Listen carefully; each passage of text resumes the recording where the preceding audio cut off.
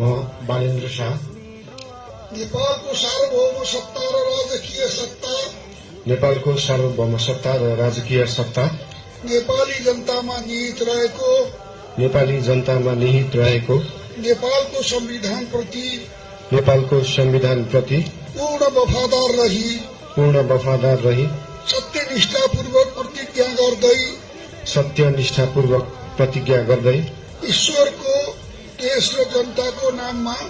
ईश्वर, देश र जनताको नाममा शपथ लिन्छु कि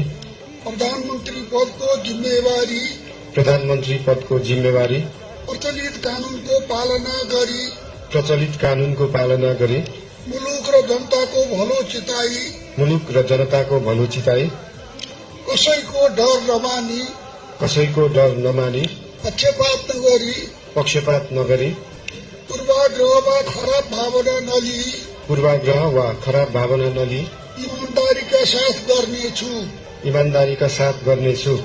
र आफ्नो कर्तव्य पालनको सिलसिलामा आफूलाई जानकारीमा आएको कुरा म पदमा बहाल रहँदा वा नरहँदा जुनसुकै अवस्थामा पनि प्रचलित कानूनको पालना गर्दा बाहेक अरू अवस्थामा कुनै किसिमबाट पनि प्रकट वा संकेत गर्ने छैन। धन्यवाद। यसपछि नवनियुक्त सम्माननीय प्रधानमन्त्रीज्यूलाई आफ्नो आसनमा रही शपथ पत्रमा हस्ताक्षर गरिदिनु हुन अनुरोध गर्दछु।